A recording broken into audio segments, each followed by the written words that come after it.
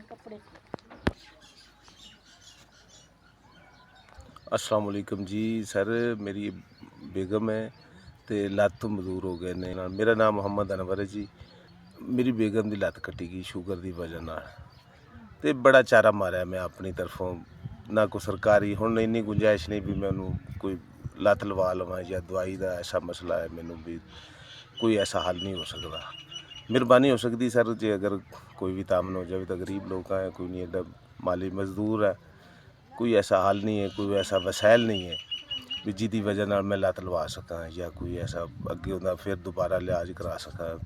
1 2 3 4 5,000 रुपये मिल गया। शुक्रिया, मेहरबानी भाईजान, मेहरबानी। औखे टाइम काम आए ने, शुक्रिया। पता दे वाला तेरे बच्चों की जिंदगी करे ला, ताड़ी भी करे। मुथाज दे पैसे खिलाए ने।